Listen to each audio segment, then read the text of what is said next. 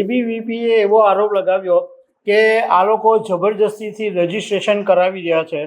તો એનએસયુઆઈએ એવો આરોપ લગાવ્યો કે એબીવીપી વિદ્યાર્થીઓને કાર્યક્રમમાં જતા રોકે છે અને હોસ્ટેલની અંદર જ રોકી રાખે છે. કોંગ્રેસ નેતા રાહુલ ગાંધીનો 22 ઓગસ્ટ શનિવાર એટલે કે આજે મહારાષ્ટ્રના પુણેમાં છાત્રો કી ગુંજનો કાર્યક્રમ છે. પોલીસે પરવાનગી તો આપી છે, પરંતુ 30 જેટલી કડક શરતોની સાથે પરવાનગી આપવામાં આવી છે. એ પહેલાં ગઈકાલે એટલે શુક્રવારે રાત્રે એબીવીપી અને એનએસયુઆઈના કાર્યકરોની વચ્ચે ઝપાઝપી પણ થઈ ગઈ અને 50-60 કાર્યકરોની સામે પોલીસે કેસ પણ દાખલ કર્યો છે. તો આ બધા મુદ્દા પર તમારી સાથે વાત કરીશ. મારું નામ રાજેશ શાહ છે અને તમે જોઈ રહ્યા છો ગુજરાતના સૌથી મોટા ડિજિટલ ન્યૂઝ પ્લેટફોર્મ ખબર છે.com. જ્યારે દેશમાં નીટ પેપર લીકની ઘટના સામે આવી ત્યારે કોંગ્રેસે છાત્રો કી ગુંજ નામનું એક અભિયાન શરૂ કર્યું અને રાહુલ ગાંધીએ સૌથી પહેલાં રાજસ્થાનના કોટાની અંદર વિદ્યાર્થીઓની સાથે સંવાદ કરેલો. એ પછી 17-18 જૂને દહેરાદૂનમાં વિદ્યાર્થીઓ સાથે સંવાદ કર્યો અને હમણાં થોડાક દિવસ પહેલાં જ 8 ઓગસ્ટના દિવસે પ્રયાગરાજમાં રાહુલ ગાંધીએ વિદ્યાર્થીઓ સાથે સંવાદ કરેલો હતો. હવે જ્યારે 8 ઓગસ્ટે ઉત્તર પ્રદેશના પ્રયાગરાજમાં રાહુલે કાર્યક્રમ રાખેલો ત્યારે સૌથી પહેલાં જે સ્થળ હતું એ કેન્સલ કરવામાં આવેલું હતું.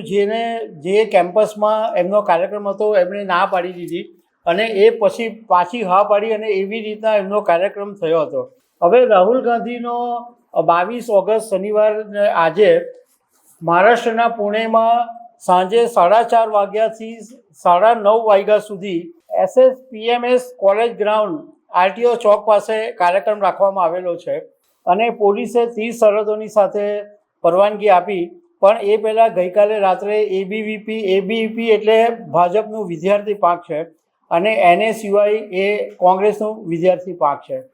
એ બંને વચ્ચે ત્યાં આગળ પુણેની એક ટેકનોલોજી COEP ટેકનોલોજી યુનિવર્સિટીના કેમ્પસમાં ઝપાઝપી થઈ ગઈ અને બંને એકબીજાએ આરોપ લગાવ્યો.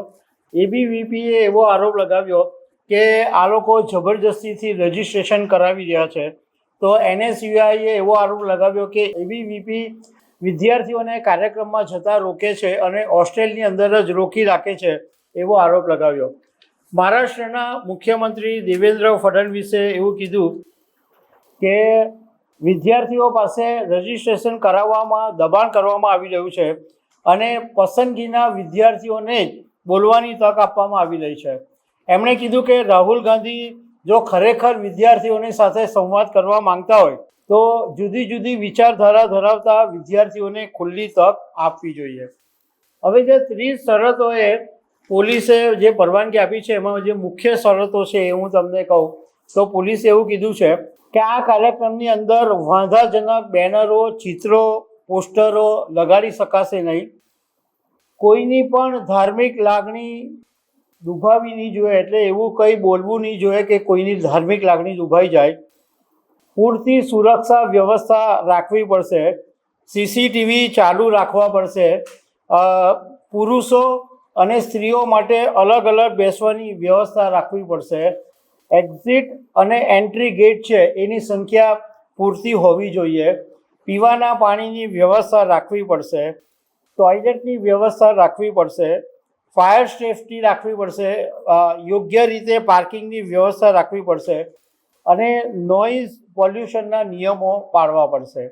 તો આવા જે શરતો છે એ પોલીસે મૂકી છે અને રાહુલ ગાંધીને આજના કાર્યક્રમની પરવાનગી આપવામાં આવી છે. તો દર્શક મિત્રો, આવા અનેક અપડેટ સાથે મળતા રહીશું. આભાર.